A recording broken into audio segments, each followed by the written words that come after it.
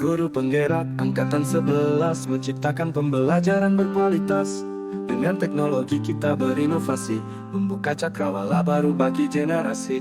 Guru penggerak angkatan 11 menyulut semangat belajar yang tak terbatas. Dengan kreativitas kita menginspirasi, menciptakan masa depan yang lebih teruji. Inovasi tanpa henti, semangat tak pernah padam. Guru penggerak selalu di depan untuk Indonesia yang lebih gemilang.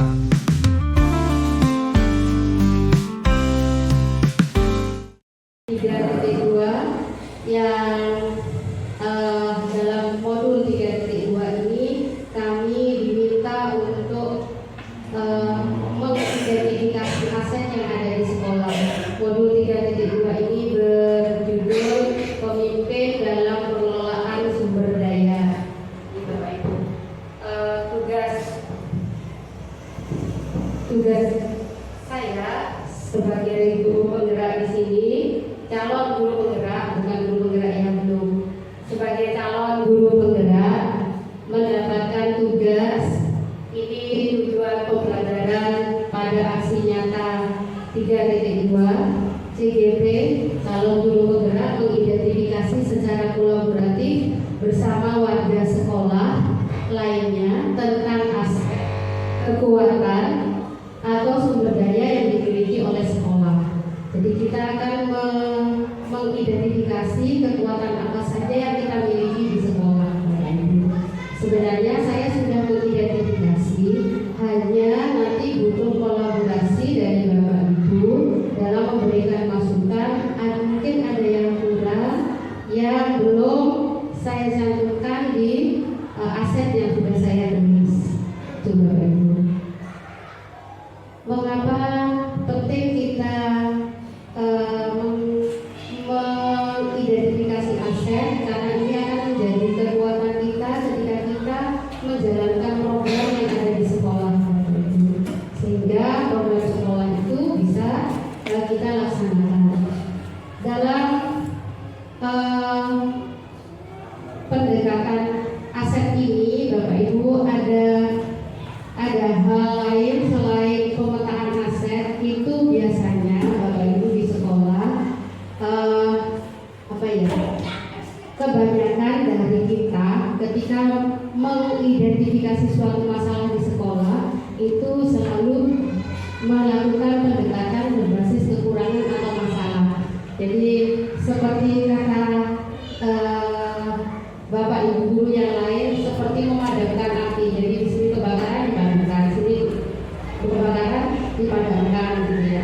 Tapi dengan pendekatan berbasis aset, insya Allah tidak akan terjadi seperti itu, karena kita sudah memikirkan masa depan dan kekuatan yang kita miliki.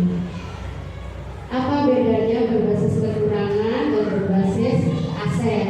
Kalau berbasis kekurangan, fokusnya pada masalah dan isu. Jadi kayak tadi ada masalah dipadamkan, ada kebakaran di sini dipadamkan. Itu berbasis kekurangan atau masalah atau hambatan. Tapi ketika kita berbasis aset, ketika ada masalah, itu yang kita pikirkan, kita punya kekuatan apa untuk menyelesaikannya. Begitu. Kemudian kalau berbasis masalah, berputar pada masalah. Berputar pada masalah. Sedangkan pada berbasis aset itu membayangkan masa depan, sehingga kita bisa mencegah terjadinya masalah. Tapi kalau tidak ada masalah, ya pasti ada masalah, gitu ya, karena kita punya tantangan. Kemudian mengidentifikasi kebutuhan berdasarkan kekurangan, selalu bertanya apa yang kurang. Kalau berbasis aset, berpikir tentang kesuksesan, karena kita punya kekuatan. Ya. Kemudian fokus mencari bantuan atau sponsor dari intuisi lain, itu jika berbasis masalah. Tapi kalau berbasis aset, mengorganisasikan kompetensi dan sumber daya atau aset atau kekuatan kita. Kemudian jika berbasis masalah, merancang program atau proyek untuk menyelesaikan masalah. Jadi untuk menyelesaikan masalah saja. Kemudian kalau berbasis aset, merancang sebuah rencana berdasarkan visi dan kekuatan. Berikutnya mengatur kelompok yang dapat melaksanakan proyek.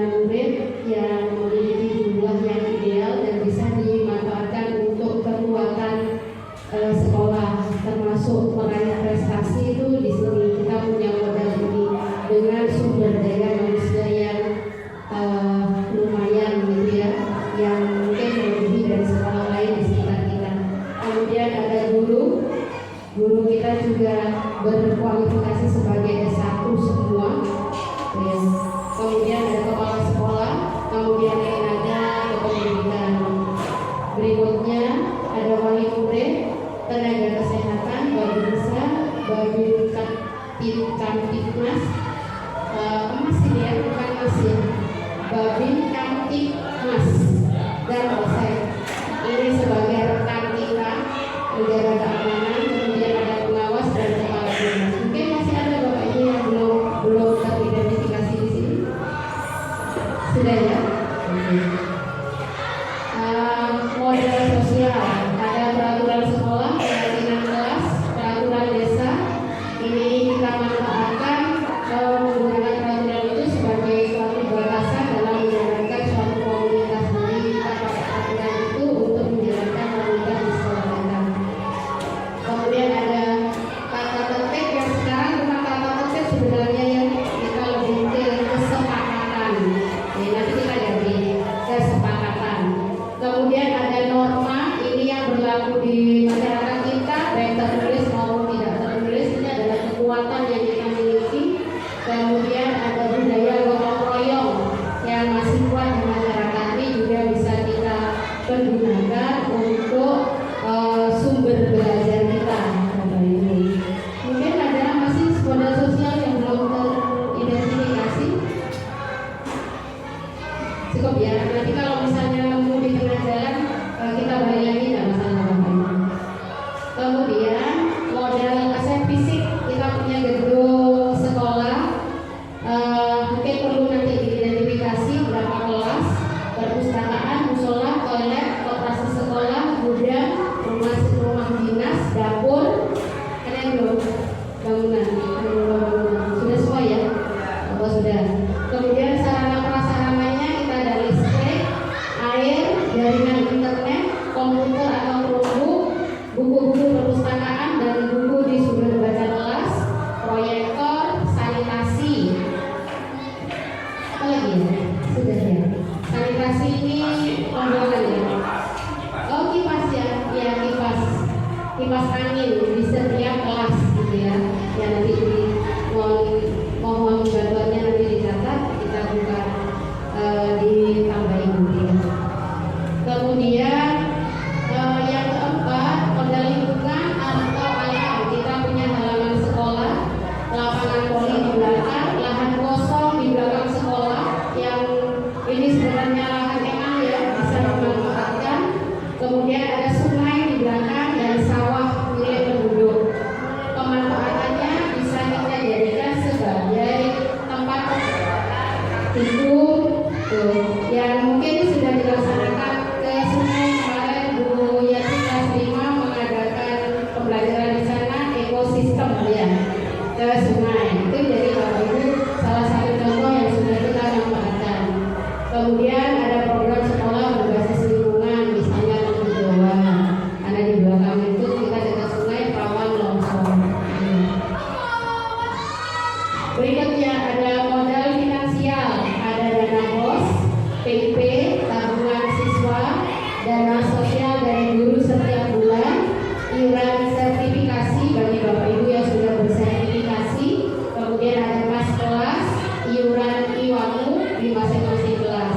Mungkin masih ada dana yang lain Bapak Ibu. Mungkin dana operasi sudah ya. Oh belum, operasi sekolah. Ya, masuk operasi sekolah. Operasi sekolah. Nanti kita tambahkan, dicatat saja dulu. Kemudian modal yang keenam ada modal politik. Modal politik ini ada pemerintah desa, kecamatan, anggota DPRD, Koramil, Polsek, ini termasuk Puspika ya, musyawarah pimpinan kecamatan. Kemudian ada BPD, Badan Perwakilan Desa. Ini bisa kita manfaatkan, ini kekuatan yang ada di sekitar kita bisa kita gunakan untuk membangun hubungan dan jaringan dengan pimpinan politik, pejabat dan pemerintah daerah. Kewenangan kepala sekolah untuk melakukan MOU dengan berbagai pihak pemerintah setempat. Mungkin ini kita belum punya MOU ya, ada yang beberapa belum punya MOU. Kemudian kewenangan kepala desa dan bekerja sama untuk mendukung berbagai program sekolah. Ini yang sudah kita lakukan. Ada tambahan untuk kekuatan politik? Cukup ya. Baik, ini ada modal agama dan budaya.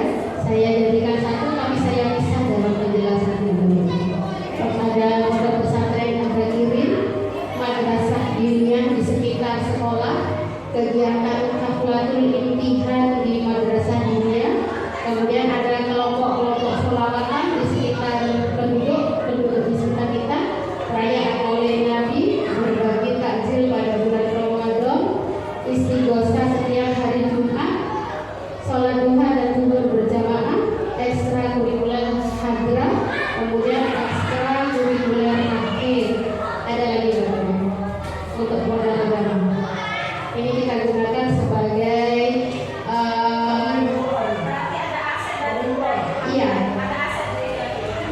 iya asetnya ini kan asetnya, yang modal agamanya kan ini asetnya kita. Tambah apa? Oh iya, takwil Quran belum masuk ya. Iya, takwil Quran. Takwil Quran belum. Ada lagi bukan? Sudah ya. Iya, takwil Quran. Ini integrasikan nilai-nilai agama dan budaya di dalam mata pelajaran yang relevan seperti pendidikan. Oh, kurban, iya. Kurban ya. Kurban. Jadi ada tambahan dua, kurban dan takwil Quran. Modal agama itu. Lanjut Bapak Ibu yang modal budayanya. Kita modal agama dan budaya. Di modal budaya ada home industri kafe, kemudian home industri batik, kesenian berhubung bintang pagi yang kita punya di Karawang, kemudian jamaah atau sinaulo plus jalan-jalan. Ada lagi budaya di Karawang yang mungkin belum besar-besar. Contoh deh. Apa? Bukan masuk kesenian ludruk itu? Iya, kan masuk di situ.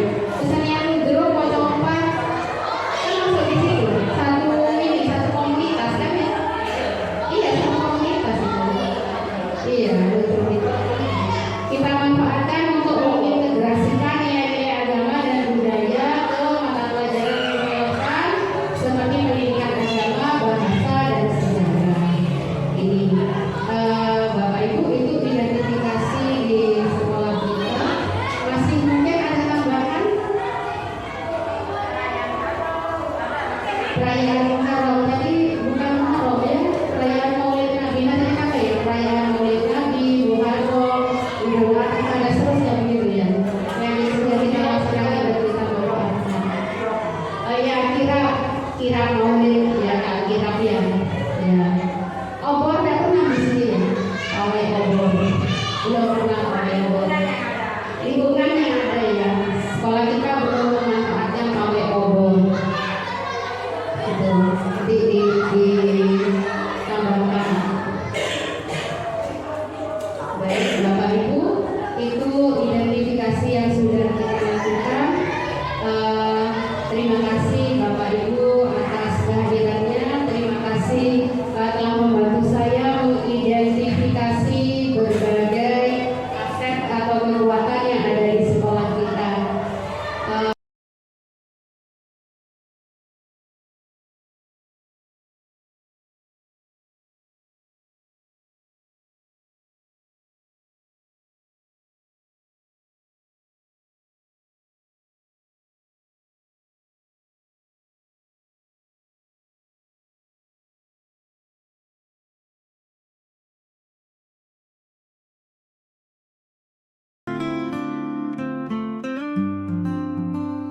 Guru penggerak angkatan 11 menciptakan pembelajaran berkualitas. Dengan teknologi kita berinovasi, membuka cakrawala baru bagi generasi. Guru penggerak angkatan 11 menyulut semangat belajar yang tak terbatas. Dengan kreativitas kita menginspirasi, menciptakan masa depan yang lebih teruji. Inovasi tanpa henti, semangat tak pernah padam. Guru penggerak selalu di depan untuk Indonesia yang lebih gemilang.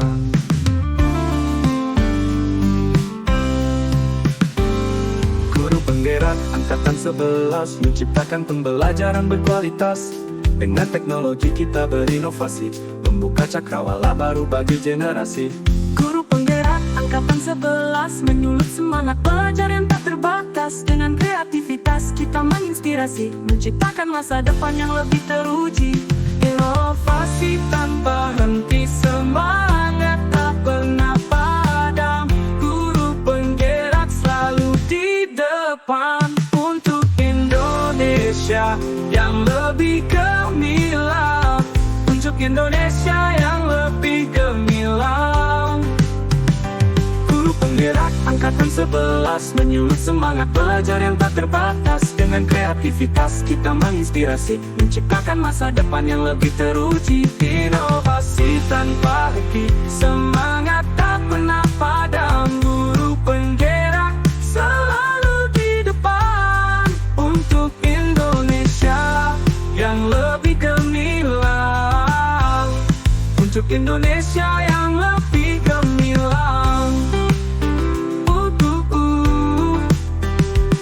Untuk Indonesia yang lebih gemilang.